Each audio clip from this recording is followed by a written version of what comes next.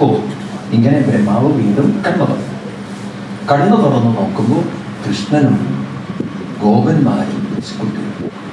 ഇപ്പൊ ശരിക്കും പറഞ്ഞാൽ ബ്രഹ്മാവിനാണ് വട്ടായത്. കാരണം താൻ മറച്ചവരൊക്കെ ഭൂമിയിൽ. ബ്രഹ്മാവിന് സംശയം, ഇതോ ഒറിജിനൽ അതോ ഒറിജിനൽ. കാരണം ഒറിജിനലിനേക്കാളും പെർഫെക്റ്റ് ആയിരിക്കും ഡ്യൂപ്ലിക്കേറ്റ്. ബ്രഹ്മാവ് ആകെ ശങ്കയിലായി. കാരണം കൃഷ്ണൻ സങ്കല്പിച്ചത് ബ്രഹ്മാവ് മറച്ചതിനേക്കാൾ അതിഗംഭീരായിട്ടിരിക്കുന്നു. ബ്രഹ്മാവിന് മനസ്സിലായി ഇത് ഭഗവാൻ എല്ലാം അറിഞ്ഞു ചെയ്തതാണ്. അതുകൊണ്ട് ഭഗവാൻ കൃഷ്ണൻ ഒരിക്കലും തൻ്റെ ആത്മഭാവം ഒരിക്കലും മറന്നിട്ടില്ല. ഭൂമിയിലേക്ക് വന്ന് ഭഗവാനെ സ്തുതിക്കുന്ന സ്തുതിയാണ് 14-ാമത്തെ ബ്രഹ്മസ്തുതി. ഭാഗവതത്തിൽ അനവധി ബ്രഹ്മസ്തുതികളുണ്ട്. 3-ാം സ്കന്ധത്തിലുണ്ട്, അതുപോലെ തന്നെ പല സന്ദർഭങ്ങളിലുണ്ട്. എന്നാൽ ഈ സ്തുതികളിലൊക്കെ വെച്ച് അതിഗംഭീരമായ സ്തുതിയാണ് 10-ാം സ്കന്ധത്തിലെ 14-ാം അധ്യായത്തിലെ ബ്രഹ്മസ്തുതി. ചില ശ്ലോകങ്ങൾ എടുത്തു നോക്കാം നമുക്ക്. നൗമിര്യതേ പ്രഭുഷേ തടിതംബരായ കുഞ്ചാവതം സപരിവിഞ്ചല സന്മുഖായ വന്യസ്രജേ കവളവിഷാണവേണൂ ലക്ഷ്മശ്രിയേ മൃദുപതേ പശുപങ്കജായ അസ്യാപി ദേവവപുഷോ മഹദനുഗ്രഹസ്യ സ്വേച്ഛാമയസ്യ നതുഭൂതമയസ്യ കോപി ഏഷേ മനുതവസിതം മനസാന്തരേണ സാക്ഷാത് തവൈവ കിമുദാത്മസുഖാനുഭൂതേ.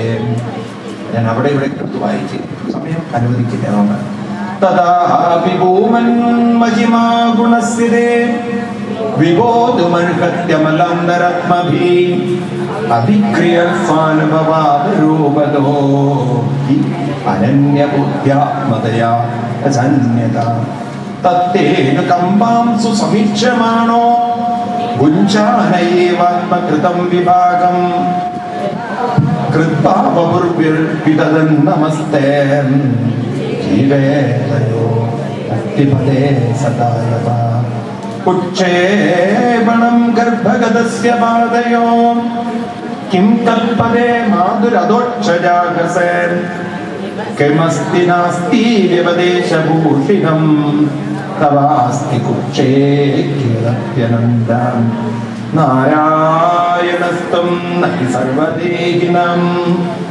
ആത്മാസ്യതീശാഖില ലോകസാക്ഷി നാരായണോക്തം ഭൂജനാനാം അച്ചാഹി സത്യം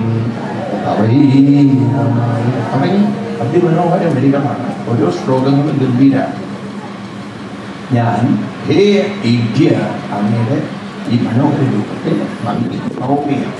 നമിക്കുന്ന ഭഗവാനെ നമിച്ചുകൊണ്ട് അവിടുത്തെ അനുഗ്രഹത്തെ എത്ര പറഞ്ഞാലും മതിയാകില്ല. കാരണം അവിടുത്തെ അനുകമ്പ, അവിടുത്തെ അനുഗ്രഹം, ഭഗവാന്റെ കാരുണ്യം. എന്താണ് ഭഗവാന്റെ കാരുണ്യം എന്ന് ചോദിച്ചാൽ എപ്പോഴും ഓർത്തു വയ്ക്കുക, ശ്രദ്ധ നമുക്ക് തന്നിട്ടുണ്ട്. ഏതാണ് ആ ശ്രദ്ധ? നിങ്ങൾ എങ്ങനെ ഉപയോഗിക്കുന്നു അതാണ് നിങ്ങളുടെ ജീവിതം. നിങ്ങൾക്ക് നാമത്തിലേക്ക് തിരിച്ചുവിടാം, ദുഃഖത്തിലേക്ക് തിരിച്ചു, അഹങ്കാരത്തിലേക്ക് തിരിച്ചു. ചോയ്സ് നമുക്ക് ഉണ്ടോ ഇല്ലയോ? അപ്പൊ ഭഗവാൻ തന്നിരിക്കുന്ന അമൂല്യ നിധിയാണ് ഏത്? ശ്രദ്ധ. ആ ശ്രദ്ധയാണ് ഭഗവാന്റെ അനുഗ്രഹം. ആ ശ്രദ്ധയെ നമ്മൾ കൈവിട്ട് പോകരുത്. അതാണ് നിധി, അതാണ് നമ്മുടെ ശക്തി. കുട്ടികളോട് പറഞ്ഞിട്ടുണ്ടോ? ഭഗവാൻ തന്നിരിക്കുന്ന വലിയ നിധിയാണ് ശ്രദ്ധ. ആ ശ്രദ്ധയിൽ ഭഗവാനെ ഭഗവാൻ തന്നതിൽ ഭഗവാനെ കൊണ്ട് നടക്കുക. ശ്രദ്ധ നമ്മൾ ഉണ്ടാക്കിയതല്ല, ജന്മനാ തന്നെ നമ്മളിൽ ഉള്ളതാണ്. എന്ത് പറയൂ? ശ്രദ്ധ നമ്മൾ ഉണ്ടാക്കിയതാണോ? ആണോ? എല്ലാവരിലും ഉള്ളതാണ് ഏത്? ശ്രദ്ധ. കൊച്ചുകുട്ടികളെ നിങ്ങൾ ആകർഷിപ്പിക്കുന്നതിന് കാരണം ആ കുട്ടിയിൽ ശ്രദ്ധ കൊണ്ടുവരണം. ആ കുട്ടി ജനിക്കുമ്പോൾ തന്നെ കൊണ്ടുവന്നതാണ് ഏത്?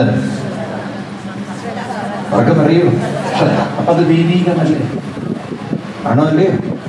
ദൈവീകമായി കിട്ടിയ ആ സമ്പത്ത് നമ്മൾ അതിനെ ദൈവത്തെ, നാമത്തെ സ്മരിക്കുന്നതിന് ഉപയോഗിക്കാം. ഇങ്ങോട്ട് തന്നതിനെ അങ്ങോട്ട് സമർപ്പിക്കും. അതല്ലേ വേണ്ടത്? ആണോ? ഈശ്വരൻ നമുക്ക് ശ്രദ്ധ തന്നിട്ടുണ്ടെങ്കിൽ ഈ ശ്രദ്ധയെ നമ്മൾ ഈശ്വരനെ തിരിച്ചു കൊടുക്കലാണ് നാമത്തിലേക്കുള്ള സമർപ്പണം. ശ്രദ്ധയോടെ നാമം ജപിക്കണം. ശ്രദ്ധയോടെ വസിക്കേണമേവരും. എൻ്റെ ഉദാഹരണം അവസാനം ശ്രദ്ധയോടെ വസിക്കണം. ഇപ്പൊ ഭഗവാൻ തന്നതിനെ ഭഗവാന് കൊടുക്കാൻ നന്ദിയില്ലാത്തവർക്കാണ്. നമ്മളെപ്പോലെ നന്ദി കെട്ടവർ വേറെയില്ല. കാരണം നമ്മൾ ആരെങ്കിലും ശ്രദ്ധ ഭഗവാന് കൊടുത്തിട്ടുണ്ടോ? കൊടുത്തിട്ടുണ്ടോ? സത്യം പറയണം, എന്നാണോ പറയുന്നത്? കൊടുത്തിട്ടുണ്ടോ?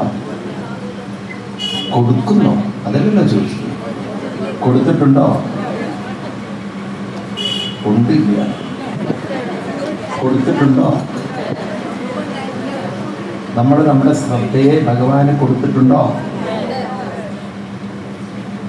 ഇല്ല എന്ന് ഉറപ്പുള്ളവർ എത്ര പേരുണ്ട്? ഉണ്ട് എന്ന് ഉറപ്പുള്ളവർ എത്ര പേരുണ്ട്? രണ്ടിലും പെടാത്തവർ എത്ര പേരുണ്ട്? അല്ല, അങ്ങനെ ഒരു വിഭാഗം ഉണ്ടാവും. ഒന്നുകിൽ ആണാവണം, മൂന്നാമത്തോട് പറയണ്ട. അപ്പൊ അതുകൊണ്ട് ഈ ശ്രദ്ധ ആർക്ക് കൊടുക്കണം? നടക്കുമ്പോഴും ഇരിക്കുമ്പോഴൊക്കെ നാമത്തിൽ കൊടുക്കുക. എപ്പോഴും ഓർമ്മിക്കുക, ഭഗവാൻ എനിക്ക് തന്നതിനെ ഞാൻ ഭഗവാന് കൊടുക്കട്ടെ. അങ്ങനെ നമ്മൾ മനസ്സ് ഭഗവാനിലേക്ക് സമർപ്പിച്ചു കഴിഞ്ഞാൽ ആ കാരുണ്യം ആരുണ്ടോ ഉറപ്പ് പറയാണ്. അഭിക്രിയാൽ സ്വാനുഭവാദ രൂപതോഹി അനന്യഭൂത്യാത്മതയ. ആ ഭക്തിയുടെ പേരാണ്, അങ്ങനെയുള്ളൊരു ഭക്തിയുടെ പേരാണ് അനന്യഭക്തി. ശ്രദ്ധ നാമത്തിൽ മുഴുകുന്നതിൻ്റെ പേരാണ് അനന്യഭക്തി. അനന്യഭക്തി ഉള്ളിടത്ത് ഭഗവാനെ കാണും, അറിയും, അനുഭവിക്കും. നമ്മൾ ഓരോരുത്തരും ഭഗവാനെ ഉള്ളിൽ കാണും. കാണുക എന്ന് പറഞ്ഞാൽ കണ്ണുകൊണ്ട് കാണില്ല, നമുക്ക് ബുദ്ധി കൊണ്ട് മനസ്സിലാവും ആരാണ് ഭഗവാൻ. ഇത് മാത്രമല്ല, നമ്മുടെ അറിവിൽ ഭഗവാൻ ഉറയ്ക്കും. അവസാനം ഭഗവാനിലേക്ക് ലയിക്കും, അനുഭവം വരുന്ന ഒരൊറ്റ ശ്രദ്ധ വിചാരിച്ചാൽ ജീവിതം പാടെ മാറ്റിമറിക്കാം. അതാണ് നമ്മളൊക്കെ അനുഗ്രഹം. ഭൂമിയിൽ ജനിച്ച മനുഷ്യൻ്റെ അനുഗ്രഹമാണ്. പക്ഷെ നമ്മൾ വളരെ കൊള്ളരുതാത്തവരായതുകൊണ്ട് ശ്രദ്ധ മാത്രം ആർക്ക് കൊടുത്തില്ല? ഭഗവാൻ. ഭഗവാനോട് പറഞ്ഞു, അങ്ങ് പൂജാമുറിയിരുന്നോ, ശ്രദ്ധ ഞാൻ മക്കൾക്കും, ശ്രദ്ധ ഞാൻ നിങ്ങൾ തീരുമാനിച്ചാൽ മതി. എന്തിനൊക്കെയാണ് കൊടുത്തിരിക്കുന്നത്? പലതിനും കൊടുത്തിരിക്കുകയാണ്. കാരണം നമ്മുടെ ശ്രദ്ധ ഇന്ന് പലതിലേക്കും പോയിരിക്കുകയാണ്. നാമത്തിലേക്ക് ശ്രദ്ധ കൊണ്ടുവരാൻ അത്ര പറയൂ. നിങ്ങൾ ചോറ് കഴിക്കുന്ന സമയത്ത് നിങ്ങൾക്ക് അച്ചാർ വിളമ്പിയില്ല, അടുത്ത ആൾക്ക് വിളമ്പി, നിങ്ങളൊന്ന് നാമത്തിലേക്ക് ശ്രദ്ധ കൊണ്ടുവരും. നിങ്ങൾക്ക് പപ്പടം വിളമ്പിയില്ല, അടുത്ത ആൾക്ക് പപ്പടം വിളമ്പി, ഒന്ന് നാമത്തിലേക്ക് ശ്രദ്ധ കൊണ്ടുവരും. വരുമോ? പായസത്തിലേക്ക് നിങ്ങൾ പായസം ചോദിച്ചപ്പോൾ തന്നില്ല, അടുത്ത ആൾക്ക് കൊടുത്തു. ശ്രദ്ധ കൊണ്ടുവരും നാമത്തിലേക്ക്. എളുപ്പമാണോ? പറയാനൊക്കെ എളുപ്പമാണ്. നാമത്തിലേക്ക് ശ്രദ്ധ കൊണ്ടുവരാൻ അത്ര എളുപ്പമല്ല. അതാണ് ഈ നാമം അത്ര മഹത്തരമായിരിക്കുന്നത്. ഇവിടെ നമ്മൾ വിജയിക്കണം. എന്തുണ്ടെങ്കിലും എന്തില്ലെങ്കിലും നാമത്തെ വിട്ടിട്ടുള്ള കളിയേ ഉള്ളൂ. അങ്ങനെ അതാണൊക്കെ നമ്മൾ ചെയ്യുന്നത്. അത് ഞാൻ പറഞ്ഞിട്ടുള്ളൂ. നാമത്തെ വിട്ടിട്ടുള്ള പരിപാടിയേ ഉള്ളൂ നമുക്ക്. അതിന് പ്രയോറിറ്റി കൊടുക്കാൻ നമുക്ക് പറ്റിയിട്ടില്ല. പക്ഷെ തീരുമാനിക്കണം, നാമത്തെ വിട്ടിട്ടുള്ളൊരു കളി വേണ്ട. പക്ഷെ അതൊക്കെ ഡിസിഷൻ എടുത്ത് മനസ്സുറപ്പിച്ച് കിട്ടാൻ ഭാഗ്യം ചെയ്യണം. അന്ധഭാഗ്യം ജ്ഞാനം, അതാണ് വലിയ സുഹൃതം. അവരൊക്കെയാണ് ഏറ്റവും വലിയ ഭാഗ്യം ചെയ്തത്. പഠന്തോ നാമാനി പ്രമദപര സിന്ധോധിപതിതാ സ്മരന്തോ രൂപം തേ വരദ കഥയന്തോ ഗുണകഥാ ചരന്തോ യേ ഭക്ത ത്വയി ഖലു രമന്തേ പരമമൂൻ അഹം ധന്യാൻ മന്യേ സമധിഗത സർവാഭിലഷിതൻ.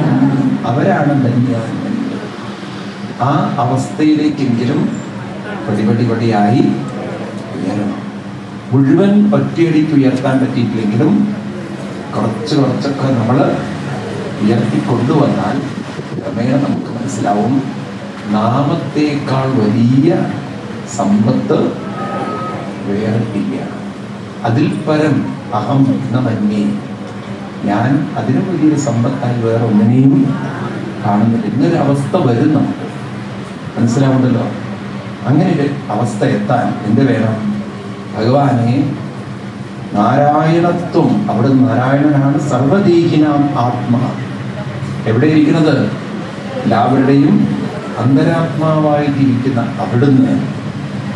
അവിടെ നിന്ന് അങ്ങേരാണ് ഇതെല്ലാം ഉണ്ടായി നിലനിന്ന് മറഞ്ഞു പോകുന്നത്. നമ്മൾ അത് മാത്രം കാണുന്നില്ല.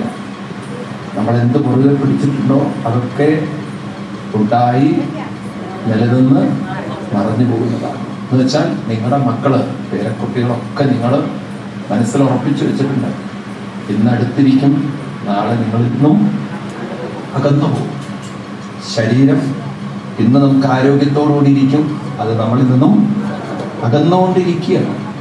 നമ്മളിങ്ങനെ ട്രെയിനിൽ യാത്ര ചെയ്യുന്ന സമയത്ത് പുറത്തേക്ക് നോക്കുമ്പോൾ കാണുന്ന കാഴ്ചകളൊക്കെ നമ്മളിൽ നിന്നും വിട്ടുവിട്ടിങ്ങനെ പോകുന്ന പോലെ ഈ ശരീരം, ബന്ധങ്ങൾ എല്ലാം നമ്മളിൽ നിന്നും കുറച്ചങ്ങനെ അകറ്റിക്കൊണ്ടിരിക്കുക. അപ്പൊ കൂടെ യാത്ര ചെയ്യേണ്ടത് ആരാണ്? അകന്നുകൊണ്ടിരിക്കുന്നതാണോ? എപ്പോഴും കൂടെ ഉണ്ടാവേണ്ടതാണോ? നിങ്ങൾ ഒന്ന് ആലോചിച്ച്, ചെറുപ്പത്തിലേ നമ്മൾ നാമം ഉറപ്പിച്ചിരുന്നെങ്കിൽ ഇപ്പോഴും കൂടെ ആരുണ്ടാവും? അത് നമ്മളിൽ നിന്നും അകന്നു പോകുമായിരുന്നോ? ഉണ്ടായിരുന്നോ?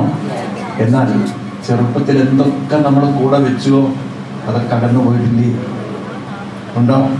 ഇത്ര സമയം അതിനൊക്കെ വേണ്ടി ചെലവഴിച്ചു, എത്ര സമയം അതിനുവേണ്ടി കരഞ്ഞു, എത്ര സമയം അതിനു വേണ്ടി വാശി പിടിച്ചു, എത്ര മണിക്കൂറുകൾ നിങ്ങൾ ഷോപ്പിങ്ങിന് വേണ്ടി ചെലവഴിച്ചിട്ടുണ്ടാവും. ഒരു 80 വയസ്സാകുമ്പോഴായി വെറുതെ സമയം കളഞ്ഞു. കാരണം ഇനി അതിനൊന്നും യാതൊരു വിലയില്ല. എത്ര സമയം നിങ്ങൾ കണ്ണാടിയുടെ മുന്നിൽ ചെലവഴിച്ചു? 85-ാമത്തെ വയസ്സിൽ അതിന് വല്ല വിലയുണ്ടോ? പറയൂ. ഈ സമയമൊക്കെ നമ്മൾ എന്തിനൊക്കെ വേണ്ടി സമയം ചെലവഴിച്ചിട്ടുണ്ടോ, ഒരു പ്രായമാകുമ്പോൾ അതൊക്കെ നമുക്കൊരു സങ്കടമായി തോന്നും. കാരണം അന്നൊന്നും വിചാരിച്ചിട്ടില്ല ഞാനിപ്പോൾ സമയം ചെലവഴിക്കുന്നത് എന്നിൽ നിന്നും അകന്ന് അകന്ന് അകന്ന് പോകുന്നു. എന്നാൽ അന്നും ഇന്നും നാമമുണ്ടായിരുന്നു എങ്കിൽ അതൊരിക്കലും പോകുന്നു. വിട്ടുപോവാത്ത സമ്പത്ത് നേടാൻ പറ്റിയില്ല. വിട്ടുപോകുന്നതൊക്കെ നേടിയിട്ടില്ല. നേടേണ്ടത് നേടിയിട്ടുമില്ല. നേടിയെന്ന് കരുതുന്നതൊന്നും കാരണം അതൊന്നും നേട്ടവുമാണ്. കാരണം ഒരിക്കലും കയ്യിൽ അതിനെ മുറുകെ പിടിക്കാൻ കാലം നമ്മളെ അനുവദിക്കില്ല. അപ്പൊ ലാഭത്തിലാണോ കച്ചവടം പോകുന്നത്? പറയൂ. ഒക്കെ നഷ്ടക്കച്ചവടമല്ലേ? ഇത് ലാഭക്കച്ചവടമാക്കണോ? വേണോ വേണ്ടയോ? നേടേണ്ടത് നേടണ്ടേ? പ്രോഫിറ്റബിൾ ബിസിനസ് വേണ്ടേ? അതിനാണ് ഏത് കൊണ്ട് നടക്കണം? നാമം കൊണ്ട് നടക്കണം. ഇത് പറഞ്ഞുകൊണ്ട് പറയണു. അതുകൊണ്ട് ഭഗവാനെ അഹോ ഭാഗ്യം അഹോ ഭാഗ്യം നന്ദഗോപവദൗകസാം യന്മിത്രം പരമാനന്ദം പൂർണ്ണം ബ്രഹ്മസനാതനം യേഷാം കൃപാച്യുതാവതസ്താം ഏകാദശൈവ വയം വദ പൂരിഭാഗം ഏതദ്വിഷീകശ്രീ അസഗൃപാമ സർവാദയോം ക്രീഡ മത്വമതാമൃതാസവം സർവാധികം പരമശിവൻ തുടങ്ങിയിട്ട് എല്ലാ ദേവന്മാരും ഏതൊരു അമൃതരസമാണോ നാമ അമൃതരസമാണോ കുടിക്കുന്നത്, ആ അമൃതരസം ഞങ്ങൾക്കും കുടിക്കാൻ സാധിക്കട്ടെ എന്നാണ് ഇവിടെ ബ്രഹ്മാവ് സ്തുതിച്ചുകൊണ്ട് പറയുന്നത്. ദേവന്മാർക്ക് പോലും കിട്ടാത്ത ഭാഗ്യമാണ് ഈ വൃന്ദാവനത്തിന് ഗോപന്മാരും അനുഭവിക്കുന്നത്. അഹോഭാഗ്യം അഹോഭാഗ്യം. ഇത്ര ഭാഗ്യം ചെയ്തവരാണ് ഇതൊക്കെ. നമ്മളൊക്കെ ശരിക്കും പറഞ്ഞാൽ ഭാഗ്യം ചെയ്തവരാണ്. കാരണം എന്താണെന്ന് വെച്ച് കഴിഞ്ഞാൽ ഇതുപോലുള്ള ഭാഗവത പുസ്തകവും ഇതുപോലുള്ള സത്സംഗവും സപ്താഹവും ഒക്കെ നമുക്ക് കിട്ടിയിട്ടില്ലായിരുന്നെങ്കിൽ ഇതുവരെ നമ്മുടെ ജീവിതത്തിൽ മനസ്സിലാവുമോ? അപ്പൊ നമ്മുടെ പൂർവികർ എത്ര ഭാഗ്യം നമുക്ക് തന്നിട്ടുണ്ടെന്നോ ഇല്ലേ? അതുകൊണ്ടാണ് വ്യാസഭഗവാനെ സ്തുതിച്ചുകൊണ്ട് എഴുതിയത് നമോസ്തുതേ വ്യാസ ശാലവിത്തേ പുല്ലാരവിന്ദായ പത്ര. ഇന്നത്തെ കുട്ടികൾക്ക് ഇതൊക്കെ വല്ലതും മനസ്സിലാവും. വ്യാസരെ പോലുള്ള ആളുകൾ എഴുതി വെച്ച കൃതി നമ്മുടെ ജീവിതത്തിന്റെ സകല ദുഃഖ ദുരിതങ്ങളും മാറ്റിമറയ്ക്കാൻ കഴിയുന്നതാണ്. ഇതൊക്കെ കയ്യിൽ വെച്ചിട്ട് നാം കരയുക. ഇതെല്ലാം കയ്യിലുണ്ടായിട്ടും നാം ഇന്ന് ദുഃഖത്തിലാണ്. കാരണം ഇതിൻ്റെ മഹത്വമൊന്നും അറിയാതെ നമ്മൾ അങ്ങനെ ജീവിച്ചു പോവുക അല്ലേ? ഇതൊക്കെ നമുക്ക് കുട്ടികളിലേക്കൊക്കെ ഒന്ന് പകർന്നു കൊടുക്കണ്ടേ? ഈ ലോകത്തിന് വേണ്ടി കരയേണ്ട യാതൊരു കാര്യമില്ല. പലരും പലതും പറയും, പലതൊക്കെ കാണിക്കും. പക്ഷെ മനസ്സുകൊണ്ട് ഒരിക്കലും തളരരുത്. എങ്കിൽ മനസ്സൊരിക്കലും വേറൊരു ചിന്തയ്ക്കും കൊടുക്കരുത്. അതാർക്ക് തന്നെ നാമത്തിൽ തന്നെ അതിനെ ദൃഢപ്പെടുത്തി നാമവും മനസ്സും മാത്രമാക്കി അങ്ങനെ അതിൽ മുഴുകിയിരിക്കാൻ സാധിക്കുന്ന ഒരു സമൂഹത്തെ നമുക്ക് വാർത്തെടുക്കാൻ സാധിക്കും. ഇപ്പോഴത്തെ കുട്ടികളെ ഇതിലേക്കൊന്ന് കൊണ്ടുവന്നാൽ എനിക്ക് തോന്നുന്നു നമുക്ക് പോലും കിട്ടാത്തൊരു ഭാഗ്യം അവർക്ക് കിട്ടും. അതിന് അമ്മമാരൊക്കെ ഒന്ന് മുന്നോട്ട് വരണം. ക്ലാസ്സൊക്കെ എടുപ്പിക്കണം കുട്ടികൾക്ക്. മനസ്സിലായില്ലേ? വീടുകളിലൊക്കെ രാവിലെ എണീറ്റ് ഒരു മാലയെങ്കിലും ജപിക്കണം. വൈകുന്നേരവും കുട്ടിക്കാലത്തെ കുട്ടികളൊക്കെ പേരക്കുട്ടികളോടൊക്കെ ഒരു ജപം ശീലിക്കാൻ പറയണം. ജപിച്ചിട്ട് എന്തും പറയും ചെയ്യാൻ പാടുള്ളൂ. അങ്ങനെ ശീലം ഉണ്ടാക്കി നോക്കും. കാരണം മരിക്കുന്നത് വരെ കൂടെ വരുന്നത് ചിന്തകളാണ്. മരിക്കുന്നത് വരെ കൂടെ വരുന്നത് ചിന്തകളാണ്. നാമം എന്ന ചിന്ത വന്നാൽ ബോധം എന്ന സത്യം സാക്ഷാത്കരിക്കും. വേണ്ടാത്ത ചിന്ത വന്നാൽ ദുഃഖ ദുരിതങ്ങൾ അനുഭവിച്ചത് മനസ്സിലാവുണ്ടല്ലോ. അതുകൊണ്ട് അങ്ങനെയുള്ള ജീവിതത്തിലൊരു കൃത്യനിഷ്ഠ വെച്ച് നമ്മൾ ജീവിക്കണം. ഇങ്ങനെ സ്തുതിച്ചുകൊണ്ട് പിന്നീട് ഞാൻ നേരത്തെ പറഞ്ഞു ഭഗവാൻ ആരാണെന്നൊക്കെ പരിചയപ്പെടുത്തി കൊടുത്തു പരീക്ഷിച്ചു. ഈ ഒരു ഭാഗം അങ്ങനെ ഉപസംഹരിച്ചു.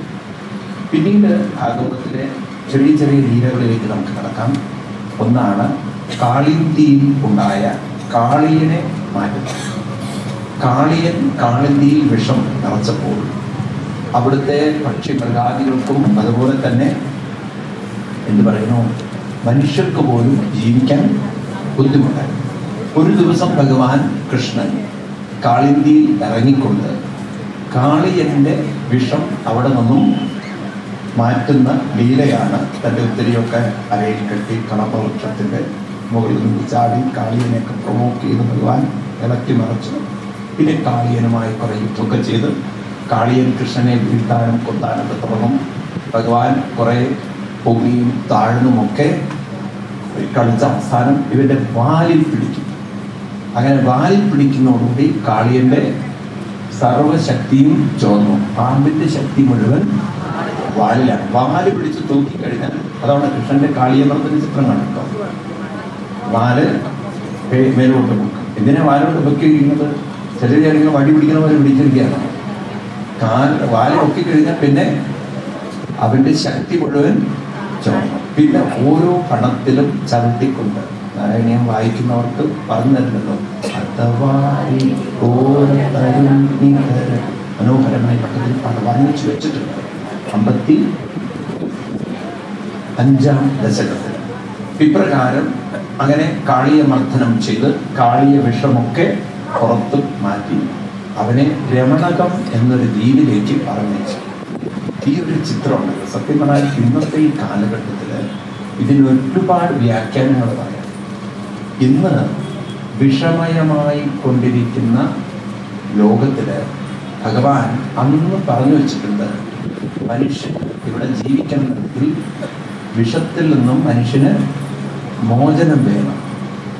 ഈ വിഷത്തിൽ നിന്നുള്ള മോചനം അത് നമ്മൾ ശരിക്കും ശ്രദ്ധിക്കണം. ഞങ്ങൾ പാലക്കാടൊക്കെ ഇതിൻ്റെ ഒരു ഇരകളാണ്. അപ്പം തന്നെ നോക്കി ഏപ്രിൽ 1 മുതൽ നമ്മുടെ ഗവൺമെൻറ് പെട്രോളിൻ്റെ ക്വാളിറ്റി മാറ്റുകയാണ്. സൾഫർലെസ് പെട്രോളിലേക്ക് വരികയാണ്. മിനിമൈസ് ചെയ്തിരിക്കണം സൾഫർ. കാരണം സൾഫർ കൂടുന്തോറും അന്തരീക്ഷത്തിൽ ചൂട് കൂടും, കാർബൺ ഡൈ ഓക്സൈഡിൻ്റെ അളവ് കൂടും, കാർബൺ മോണോക്സൈഡ് മാറും. അപ്പോൾ അത് അന്തരീക്ഷത്തിൽ കൂടുതൽ കുഴപ്പങ്ങൾ സൃഷ്ടിക്കുന്നുണ്ട്. അപ്പം പൊല്യൂഷൻ മാക്സിമം കുറയ്ക്കാനായിട്ട്, അന്തരീക്ഷത്തിൻ്റെ ചൂട് കുറയ്ക്കാനായിട്ട് സൾഫർ കണ്ടന്റ് കുറച്ച് വരുന്ന പെട്രോളാണ്, ഡീസലാണ് 1-ാം തീയതി മുതൽ നമുക്ക് ഇനി കിട്ടാൻ പോകുന്നത്. ഈ മാർച്ച് 1 മുതൽ ഒരു സിസ്റ്റങ്ങളൊക്കെ മാറ്റിക്കൊണ്ടിരിക്കുന്നത്. ഇതുപോലെയാണ് ഇവിടെയൊക്കെ നിങ്ങൾക്ക് കാണാം. ഞാൻ കഴിഞ്ഞ ദിവസം ഈ കാവിൽപ്പാട് ഭാഗത്തൂടെ പോയിരുന്നു. എത്ര പ്ലാസ്റ്റിക് ബാഗുകളിലാണ് ആളുകൾ വേസ്റ്റ് കൊണ്ടുവരുന്നത്. ഇതൊക്കെ നിങ്ങളെല്ലാവരും അതിനെതിരെ ഒന്ന് ശബ്ദം ഉന്നയിക്കണം. കാരണം പലരും നോൺ വെജ് കഴിക്കുന്നവരൊക്കെ ഇതൊക്കെ പ്ലാസ്റ്റിക് കവറിലിട്ടാൽ നിങ്ങൾ വിചാരിക്കും അത് എനിക്കെന്ത് കാര്യം. കാരണം ഇതെല്ലാം അവസാനം ചീഞ്ഞളിഞ്ഞ് പല അണുക്കളും പിടിച്ച് ഇതെല്ലാം ജലത്തിലേക്കൊക്കെ കയറിക്കഴിഞ്ഞാൽ നിങ്ങൾ വിചാരിക്കരുത് നിങ്ങൾ കുടിക്കുന്ന വെള്ളം ആകാശത്ത് നിന്ന് നേരെ നിങ്ങൾക്ക് കിട്ടുകയാണെന്ന്. മലമ്പുഴ ഡാമിൽ നിന്നാണ് ഇതൊക്കെ നിങ്ങൾക്ക് വരുന്നത്. ഇതൊക്കെ തിരിച്ച് മഴ പെയ്താൽ ചീഞ്ഞളിഞ്ഞ് എവിടെ തന്നെ എത്തും? ഡാമിലേക്ക് എത്തി നിങ്ങൾ കുടിക്കുന്ന വെള്ളത്തിലേക്കാണ് ഇതൊക്കെ തിരിച്ചെത്തുന്നത്. അതുകൊണ്ട് ഇത്തരത്തിലുള്ള കാര്യങ്ങൾക്കെതിരെ നമ്മളൊക്കെ ശക്തമായിരിക്കണം. കൃഷ്ണൻ കാളിയനെ മർദ്ദിച്ച് കാളിയ വിഷം മാറ്റി കാളിന്തിയെ ശുദ്ധീകരിച്ച പോലെയാണ് പാലക്കാടിനെ ശുദ്ധീകരിക്കുന്ന ഉത്തരവാദിത്വം ആർക്കുണ്ട്? പാലക്കാട്ടുകാർക്കുണ്ട്. നിങ്ങൾ മിണ്ടാതിരിക്കരുത്. നമ്മളൊക്കെ അതിനു വേണ്ടി ശബ്ദം ഉണ്ടാക്കണം, ശബ്ദം ഉന്നയിക്കണം. ഇപ്പം എന്താണ് അതിനൊരു പരിഹാരം വേണ്ടത് എന്നത് വളരെയധികം അതിനൊക്കെ വേണ്ടി നിങ്ങൾ ഒരുപക്ഷെ മുന്നോട്ട് ഇറങ്ങേണ്ടി വരും. നമ്മൾ മിണ്ടാതിരിക്കുന്നിടത്താണ് പലരും നിയമങ്ങൾ തെറ്റിക്കുന്നത്. മനസ്സിലാവുന്നില്ല. കുറെ ക്രൂര മനസ്സുകളുണ്ട് ഇങ്ങനെയുള്ള വൃത്തികേടുകളൊക്കെ ചെയ്യുന്നവർ. അതെത്ര പറഞ്ഞാലും അവർക്കത് മനസ്സിലായി. പക്ഷെ എനിക്ക് തോന്നുന്നു നിങ്ങളുടെ ഇവിടെ കൂടുതലാണ്. നിങ്ങളുടെ ചാലക്കുടി ഭാഗത്ത് വളരെ കുറവാണ്. അതൊക്കെ വളരെ സ്ട്രിക്റ്റ്ലി ഫോളോ ചെയ്യുന്നത്. തീരെ എങ്ങനെ നിങ്ങൾക്ക് ഒരു വഴിയിലത് കാണാൻ പറ്റില്ല. കാരണം ആ ഭാഗത്തൊക്കെ അവയർനെസ് നിൽക്കുന്നത് കുറച്ചുകൂടി കൂടുതലുണ്ടോ എന്നൊരു സംശയം. ഞാൻ അവിടെ പൊക്കി പറയല്ല, പക്ഷേ ഞാൻ കണ്ടിട്ടില്ല. കാരണം വളരെ സ്ട്രിക്റ്റ്ലി അത് ഫോളോ ചെയ്യുന്നത്. അതുകൊണ്ട് കാളിയമർദ്ദനം എന്നൊരു ലീല ഒരു സോഷ്യൽ റെസ്പോൺസിബിലിറ്റി ഉള്ള ലീലയാണ്. സമൂഹത്തിൽ വിഷമുണ്ടാക്കുന്നവരെ നമ്മളൊന്ന് ഒറ്റപ്പെടുത്തേണ്ടതുണ്ട്. ഇത്തരം വിഷങ്ങളൊന്നും ഒരു സ്ഥലത്ത് കൊണ്ടിടാൻ പറയും പാടില്ല. അതിനൊക്കെ നമ്മളൊക്കെ ഒന്ന് മുന്നിട്ടിറങ്ങണം. മനസ്സിലാവുണ്ടല്ലോ. ആ ഒരു അവയർനെസ് ഹിന്ദുക്കൾ ഉണ്ടാക്കുമ്പോൾ അതാണ് നമ്മുടെ ഹിന്ദു സമൂഹം ഹൈലി റെസ്പെക്റ്റഡ് ആണ്. മറ്റുള്ളവരെ പോലെ നമുക്ക് വൃത്തി കുറച്ചുകൂടി കൂടുതലാണ്. പലപ്പോഴും പല മുസ്ലിങ്ങൾക്കും ഹിന്ദുക്കളോട് റെസ്പെക്റ്റ് വരുന്നത് അവരുടെ താമസിക്കുന്ന ഏരിയയും ഹിന്ദുക്കളുടെ ഏരിയയും തമ്മിൽ വലിയ വ്യത്യാസമുണ്ട്. കാരണം നമ്മൾ കുറേയും കൂടി ഹൈജീനിക്കും വൃത്തിയൊക്കെ കൊണ്ട് നടക്കുന്നൊരു സംസ്കാരമുള്ളത്. പക്ഷെ ഇപ്പോഴത്തെ തലമുറയ്ക്ക് അതിത്തിരി കുറഞ്ഞു വരികയാണ്. അതുകൊണ്ടാണ് അവർ എല്ലാം ഇത്തിരി രാഷ്ട്രീയത്തിലൊക്കെ കൊണ്ടു നടക്കുന്നത്. പണ്ടുള്ള ആളുകൾ എന്തൊരു വൃത്തിയും വെളുപ്പിലാണ് കാര്യങ്ങൾ കൊണ്ടു നടന്നത്. പഴയ കാലത്ത് തന്നെ നിങ്ങൾ നോക്കി വെളുത്ത വസ്ത്രം ധരിച്ച് നീലം മുക്കിക്കൊണ്ട്, പഴയ കാലത്ത് നീലം ഉണ്ടായിരുന്നില്ലേ? ഈ ഉജ്ജലയും ഉജാലയൊക്കെ വരുന്നതിന് മുമ്പ് ഉണ്ടോ? ഇനി ഇപ്പോഴും ഉണ്ടാവിരിക്കാം. എന്നാലും അന്നത്തെ കാലത്ത് ഇതൊക്കെ വരുന്നതിന് ഇപ്പം എല്ലാവരും ശീലമുണ്ട്, ചീറ്റിക്കൊണ്ടല്ലേ. കളർ മുക്കുന്നത്. അന്ന് ചീറ്റാനോ അമർത്താനോ ഒന്നും ചെയ്തില്ല, ട്യൂബുകളില്ല. ഉണ്ടോ? ഈ നീലമൊക്കെ കലക്കിക്കൊണ്ട് ആളുകൾ ചെയ്തിരുന്നു. ഉണ്ടോ?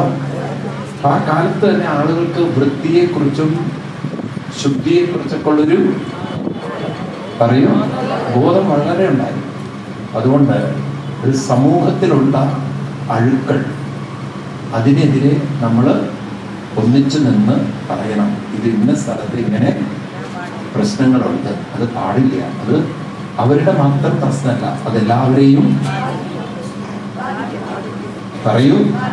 ബാധിക്കുന്ന പ്രശ്നമാണ്. പ്രത്യേകിച്ചൊന്നും വലിയ ഒരു വൈറസ് വന്നു കഴിഞ്ഞാൽ നാട് മുഴുവൻ ബാധിക്കുന്ന കാലഘട്ടത്തിലാണ് നമ്മൾ ജീവിക്കുന്നത്. അതുകൊണ്ട് ഒരാൾ മതി ഒരു സമൂഹത്തെ മുഴുവൻ നശിപ്പിക്കണം. അതുകൊണ്ട് നമ്മളൊന്ന് ഉഷാറായിട്ടിരിക്കണം, ഉണർന്നിരിക്കണം. മനസ്സിലായില്ലേ? ഇനി ഇതിനൊരു ആധ്യാത്മിക ഭാഗമുള്ളത്, ആത്മീയമായൊരു ഭാവമുള്ളത്. കാളിയൻ എന്നതുകൊണ്ട് അർത്ഥമാക്കുന്നത് ഒരു കാളിന്തിയിലെ പാമ്പ് എന്ന് മാത്രമല്ല, നമ്മുടെ ഉള്ളിലുള്ള ചിന്തകളെയും ഇവിടെ കാളിയനായി വർണ്ണിക്കുകയാണ്. ഏതാണ് ഈ കാളിയൻ എന്ന് പറഞ്ഞാൽ? മനുഷ്യ മനസ്സിൽ കടന്നു വരുന്ന അനാവശ്യങ്ങളായ വികാരങ്ങളൊക്കെ, ദുഃഖം, വേദന, വിഷമം, ക്രോധം, ഭയം ഇത്യാദി വികാരങ്ങളൊക്കെ ജീവിതം വിഷമയമാക്കും. വിഷമമായ ജീവിതം വിഷജീവിതമാണ്. അതുകൊണ്ട് ഇത്തരത്തിലുള്ള ചിന്തകളെ മനസ്സിൽ നിന്നും എങ്ങനെ എടുത്തു മാറ്റാം? ഭഗവാൻ കാളിയമർദ്ദനം ചെയ്തു എന്ന് പറഞ്ഞാൽ നമുക്ക് മനസ്സിലാവണം, ഈ കാളിയന്റെ ഭക്തിയിൽ കയറി ഭഗവാൻ നൃത്തമാടുക. ഇത്തരം വികാരങ്ങളൊക്കെ നമ്മുടെ ഉള്ളിൽ നിന്ന് പോകണമെങ്കിൽ നാമം എന്ന കൃഷ്ണൻ ഈ ചിന്തകൾക്ക് മുകളിൽ നൃത്തമാടണം. കൃഷ്ണൻ നമ്മളെ സംബന്ധിച്ച് നാമവും, കാളിയൻ നമ്മളെ സംബന്ധിച്ച് നമ്മളെ അസ്വസ്ഥപ്പെടുത്തുന്ന ചിന്തകൾ. ഈ പണങ്ങൾക്ക് മുകളിൽ നാമം എന്ന കൃഷ്ണൻ നൃത്തമാടുമ്പോൾ നാമത്തിൻ്റെ തീവ്രത, ഏകാഗ്രത കൂടുമ്പോൾ ദുർബല ചിന്തകളുടെ വിഷശക്തി കുറഞ്ഞ് മോഡേൺ സയൻസാണ് പഠിപ്പിക്കുന്നത്. അതായത് you can't destroy energy, but you can transform energy. നാമത്താൽ ദുർബല വികാരങ്ങളുടെ ശക്തി കുറയ്ക്കാൻ സാധിക്കും. അപ്പം നാമത്തിൻ്റെ, ഞാൻ പറഞ്ഞൊരു ഉദാഹരണം മറക്കരുത്, വെളിച്ചത്തിൻ്റെ വോള്യൂം കൂടുന്തോറും ഇരുട്ടിൻ്റെ തീവ്രത കുറയുന്ന പോലെ നാമത്തിൻ്റെ ശക്തി കൂടുന്തോറും കാളിയ ശക്തി, ദുർബല വികാരങ്ങളുടെ ശക്തി കുറഞ്ഞ്.